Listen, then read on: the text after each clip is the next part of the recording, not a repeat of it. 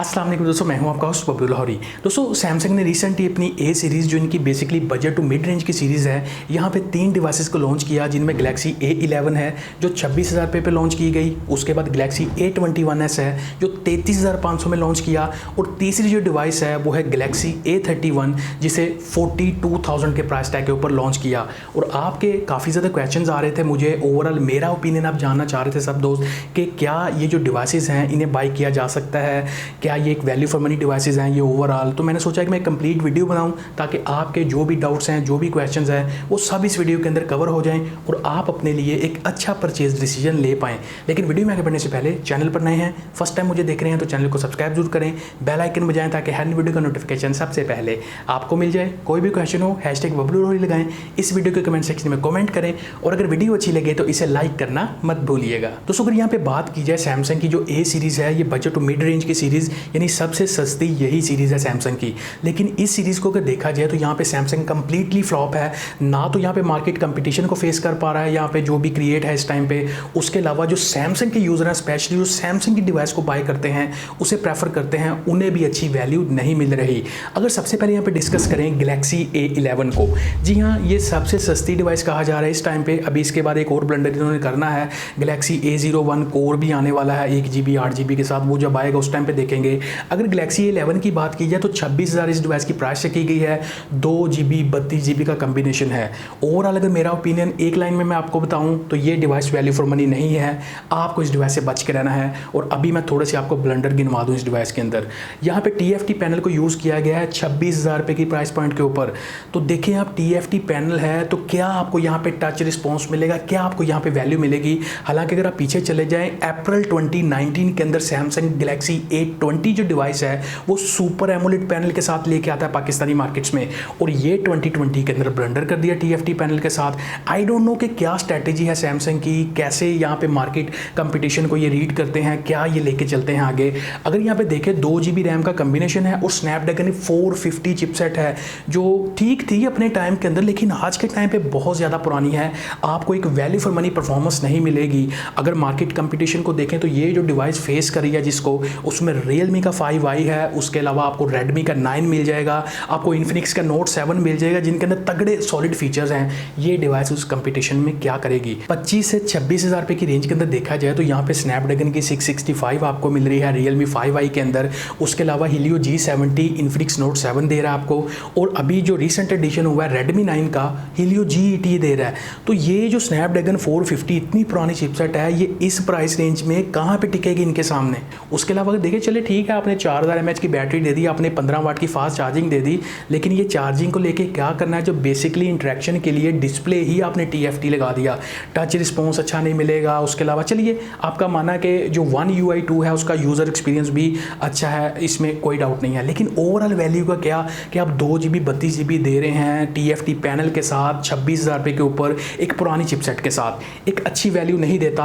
आपको इस डिवाइस को अवॉइड करना चाहिए। उसके बाद अगर यहाँ पे डिस्कस करें गैलेक्सी A21s को, जी हाँ ये डिवाइस भी लॉन्च की गई है अभी रिसेंटली पाकिस्तानी मार्केट्स में, 33,500 इसकी प्राइस है, और मुझे नहीं लगता इतनी प्राइस के अंदर आपको एक अच्छी वैल्यू देती है। अगर यहाँ पे बात की जाए तो इतनी प्राइस रेंज के अंदर अगेन यहाँ पे TFT पैनल को यूज़ किया सैमसंग ने। हालांकि सैमसंग खुद एमोलेड और सुपर एमोलेड डिस्प्ले बनाता है, लेकिन अपनी डिवाइसेस के अंदर यहाँ पे TFT पैनल को यूज़ किया जा रहा है, जो इतनी प्राइस रेंज के अंदर बिल्कुल जस्टिफाई नहीं करते। और ऊपर से देखिए आप कि 720p रेजोल्यूशन है, इतनी प्राइस रेंज के अंदर फुल HD प्लस रेजोल्यूशन का ट्रेंड चल रहा है यहाँ पे। अगर आप देखें 7 से 8 मंथ पहले जो MI A1 डिवाइस आई थी Xiaomi की तरफ से, उसमें एमोलेड पैनल था और 720p रेजोल्यूशन था, और सब ने क्रिटिसाइज़ किया इंक्लूडिंग मी कि यार इतनी प्राइस यानी कि 35-36 की रेंज के अंदर वो अच्छी वैल्यू नहीं देता। तो ये TFT पैनल को ले आए यहाँ पे, कुछ समझ में नहीं आ रही चीज़। 4 GB 64 GB का कम्बिनेशन है, यहाँ पे एक अंडर पावर चिपसेट है Exynos की 850 जो 8 नैनोमीटर की बेस्ड के ऊपर सैमसंग मार्केट किए जा रहा है। जी 8 नैनोमीटर है, 8 नैनोमीटर बिल्कुल अनएक्सेप्टेबल है इस प्राइस रेंज के अंदर, जस्टिफाई नहीं करती, अच्छी वैल्यू आपको नहीं देती।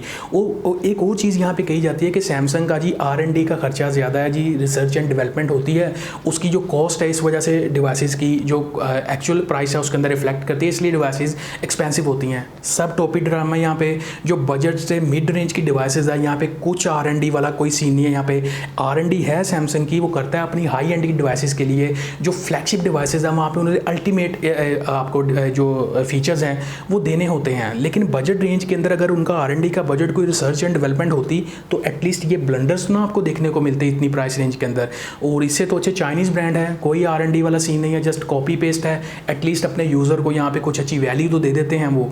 तो सैमसंग की मुझे कुछ समझ में नहीं आ रही गैलेक्सी A21s 33,500 की प्राइस रेंज के अंदर 464 कम्बिनेशन के साथ, एक अंडर पावर चिपसेट के साथ, एक TFT पैनल यहाँ पे डिस्प्ले के साथ जिसका टच रिस्पॉन्स भी अच्छा नहीं है। आप सिर्फ One UI 2 के एक्सपीरियंस को लेके वैल्यू अच्छी नहीं ले सकते। आप देखिए यहाँ पे आपको 32,500 के अंदर या 32,000 रुपये के अंदर Vivo S1 मिल जाता है, उसके अंदर एमोलेड पैनल है और फुल HD प्लस रेजोल्यूशन है। मैं तो अपने सब देखने वालों को, सब दोस्तों को यही रिकमेंड करता हूँ कि अगर आपके पास 70,000 प्लस का बजट है तो आप किसी सैमसंग की डिवाइस के साथ जाएँ या आप किसी एप्पल की डिवाइस के साथ जाएं, और अगर 70,000 से नीचे का बजट है तो फिर आप इनसे बच के रहें। गैलेक्सी A21s एक ओवर प्राइस डिवाइस है, अपने 33,500 के प्राइस टैग को बिल्कुल जस्टिफाई नहीं करती अपनी फीचर्स के साथ।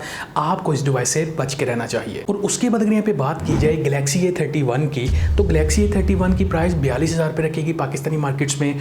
और अगर फीचर्स को देखा जाए तो यहाँ पे कुछ प्रॉब्लम्स हैं। डिवाइस ओवरऑल अच्छी नहीं लगी मुझे। उसका रीज़न क्या है, 4GB 128GB का कम्बिनेशन इस प्राइस रेंज के अंदर, जहाँ पे दूसरे ब्रांड आपको 6GB 128GB even 8GB 128GB Realme 6 आपको दे रहा है 42,000 रुपये के अंदर। तो ये डिवाइस कहाँ पे स्टैंड करेगी।